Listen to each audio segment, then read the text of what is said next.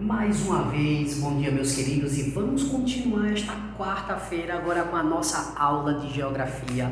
Hoje vamos falar um pouco sobre a região centro-oeste. Como vocês podem ver, o quadro já está todo riscado, espero que esteja dando para ver, mas mesmo assim estarei explicando tudo sem maiores dificuldades, tá bom? Desde já, nosso livro, página 404, 405 e 406. E a atividade da página 407. Atividade que vocês até já conhecem, muito parecida com a região norte, com a região nordeste, com a região sudeste que a gente já estudou, né? Formas do relevo, formas da hidrografia, esse tipo de coisa, tá bom? Vamos orar ao nosso Deus e iniciar a nossa aula. Maravilhoso Deus, te agradecemos por mais um dia de vida que o Senhor nos concede. Te agradecemos, ó Pai, porque Tu tens cuidado de nós. Te agradecemos, ó Deus, porque Tu nos dás a chance de ter mais um momento de aula. Ó Deus, que o Senhor possa nos conceder tudo o que é necessário para a nossa compreensão dia após dia. Em nome de Teu Filho amado Jesus Cristo, te pedimos e te agradecemos. Amém. Bom, então, como dito, hoje nós vamos falar um pouco sobre a região centro-oeste. É uma das regiões que compõem as 5 regiões brasileiras, né? Interessante que eu até coloquei um ponto, mas já quero falar desde já. Nenhum dos seus estados, a região não é banhada pelo mar. Nenhum estado da região centro-oeste ela tem contato com o mar, né? É o famoso coração do Brasil, coração da América, né? Fica ali no centro do nosso país, a região centro-oeste. E, começando os nossos tópicos, ela é formada por 3 estados, que na verdade eram 2. Formado por 3, mas na verdade eram 2. Era o Mato Grosso e Goiás. Com as últimas divisões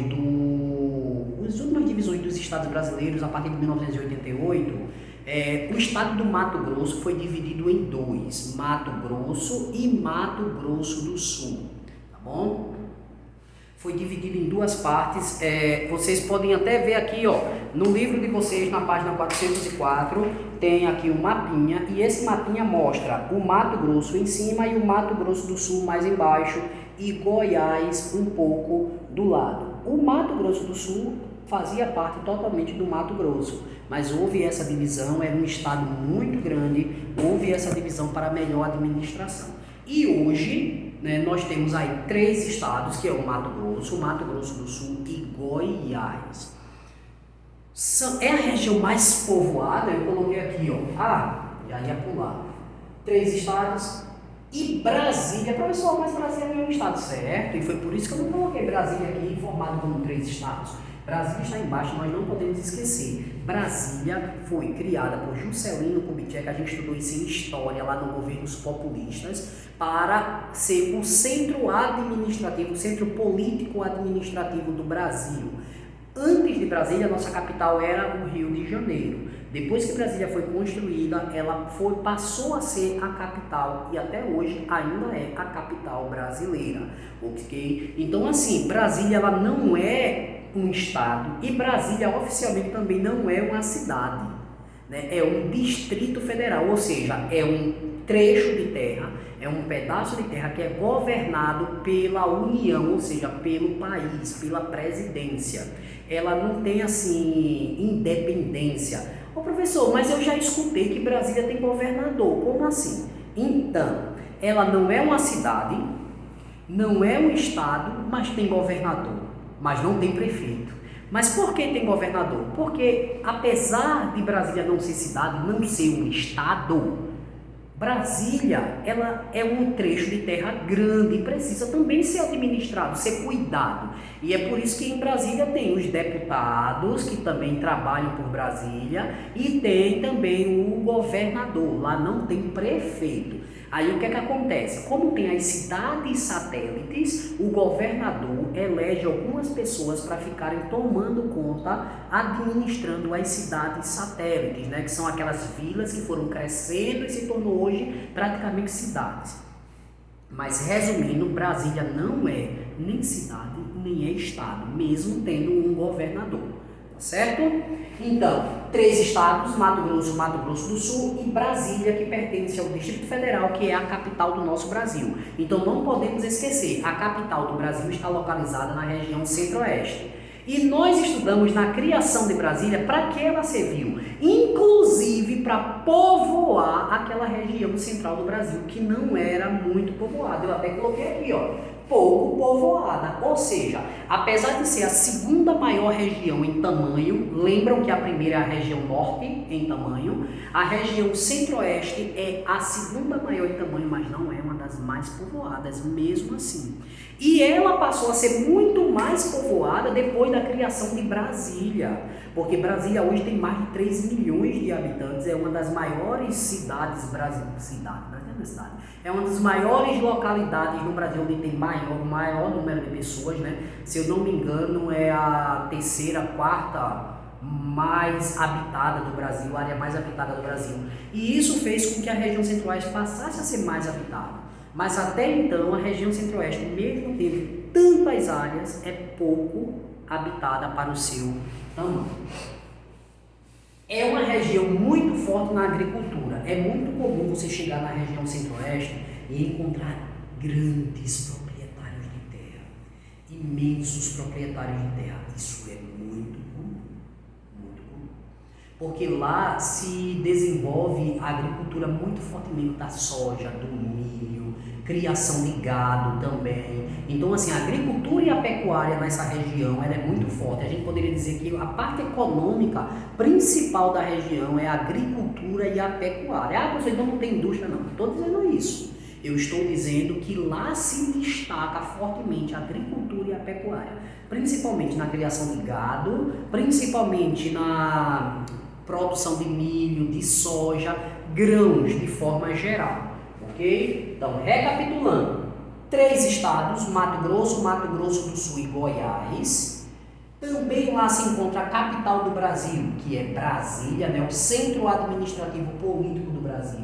É pouco povoada, apesar de ter uma área muito grande, lá se desenvolve uma grande agricultura, então é muito comum fazendas com imensas terras que seus olhos não conseguem enxergar o final. Um pouco povoado. Aí aqui, ó, não é banhada pelo mar. Única região brasileira que não tem nenhum contato com o mar. A região centro-oeste é a única região brasileira que não tem nenhum contato com o mar. Certo? Faz divisa com outros países da América. Por exemplo, nós do Nordeste não fazemos divisa com nenhum outro país, né? Nenhum outro país da América. Eles fazem divisa com a Bolívia, faz divisa com o Paraguai, né, com a Colômbia, não, com o Paraguai, tem aqui, faz limite com a Bolívia e com o Paraguai, né, que inclusive, infelizmente, é uma área que entra muitos produtos contrabandeados no Brasil, ou seja, aqueles produtos ilegais, entra muito pela região centro-oeste, que vem da Bolívia e do Paraguai, tá bom? No relevo se destaca, gente, o que eu estou falando para vocês está aqui na página 404 e 405, que eu coloquei ali no quadro, tá certo? No relevo destaca-se o Planalto Central e a planície do Pantanal, que inclusive nós já estudamos, né? A planície do Pantanal, que é alagada de tempos em tempos, áreas planas que são alagadas nos períodos mais chuvosos, que nós vamos falar um pouco sobre clima logo na frente. Já o Planalto Central é formado por diversas chapadas, inclusive aqui diz, ó, as chapadas existem na maior parte da região, sendo as principais dos Parecis e do Roncador, a dos Guimarães e a dos Veadeiros, que é muito comum se falar até na televisão sobre essas chapadas, porque apesar de ser uma região que não tem contato com o mar, mas tem lá uma imensa diversidade de recursos naturais. Principalmente as lagoas que por lá existem, tem locais belíssimos de cachoeiras, rios maravilhosos, limpos, que nós não encontramos nas grandes cidades. Não tem contato com o mar, mas tem uma riqueza de águas também muito grande, ok? Hidrografia, a hidrografia lá é variada. Olha só o que é que diz aqui o seu livro na página 405. A região é banhada pelos rios Paraná e Paraguai, 2 rios muito importantes para a produção de energia. pela Bacia do Paraná, Araguaia, da Bacia do Tocantins, Araguaia e Xingu, da Bacia Amazônica. Ou seja, é uma região também muito rica hidrologicamente, ou seja, na questão de águas. É uma região muito rica, não é porque não tem contato com o mar que deixa de ser uma região rica, ou seja, lá tem uma diversidade muito grande de água doce, ok? Bom, continuando, clima, predomina o clima tropical, é um clima quente e seco, inclusive, né, Brasília, Mato Grosso, tem períodos que o clima está tão seco que é muito comum os lábios todos estourarem. E quando eu falo de clima seco, gente, nós estamos falando da umidade no ar. Porque a gente já falou sobre isso, né? Que o ar que nós estamos respirando, que está nos rodeando aqui, ele está carregado de gotículas de água, né? E quando esse ar seca demais, nós podemos ter problemas respiratórios. Exemplo, nós que estamos acostumados com uma umidade maior, quando nós viajamos para esses locais, se for nos períodos mais secos, nós passamos por algumas dificuldades, porque o clima lá predomina o tropical, quente e seco, mas também tem um período chuvoso que normalmente está entre setembro e outubro e vai até mais ou menos o mês de maio, junho. É um período que é considerado um período mais chuvoso lá. Tipo, agora essa região ela passa por seu período mais chuvoso. Enquanto pra gente aqui é o período mais quente, lá eles passam pelo período mais chuvoso. Enquanto a gente estava no período mais chuvoso, lá estava no período mais seco, porque cada região tem sua característica particular. Ok? Vegetação. A vegetação lá é um pouco variada, mas o que se destaca é o cerrado. Ah, mas tem florestas tropicais? Com certeza, clima tropical, florestas tropicais. Professor, e o Pantanal que está lá? Com certeza, a planície do Pantanal, que se localiza lá, nós já inclusive estudamos em vegetação, não é isso? Planície do Pantanal são áreas na região central do Brasil, principalmente entre Mato Grosso, Goiás, que são áreas alagadas de tempos em tempos nos períodos mais chuvosos, com uma grande riqueza da flora e da fauna. Infelizmente estava pegando fogo, não está sendo cuidado como se deve, mas a riqueza natural continua. Então, as principais formações vegetais são cerrado, floresta tropical, campo e o complexo do Pantanal, que é a planície do Pantanal. É o principal tipo de vegetação na região. Então vamos lá, recapitulando. O relevo destaca-se o Planalto Central e a planície do Pantanal. Dentro do Planalto Central nós encontramos diversas chapadas, que são tipos de planalto. Chapadas são tipos de planalto, elevações de terra, normalmente planas em cima. Na hidrografia destaca-se o Rio Paraná, o Rio Araguaia, a Bacia do Tocantins Araguaia, a Bacia do Paraná, né? Isso, deixa eu ver se tem mais alguma coisa que eu esqueci. A Bacia do Paraguai e a Bacia do Xingu, ou seja, rios importantes, principalmente para a geração de energia no nosso país. O clima predomina o clima tropical, quente e seco, com períodos mais chuvosos de setembro, outubro até maio, junho, períodos mais quentes normalmente de junho até setembro, normalmente.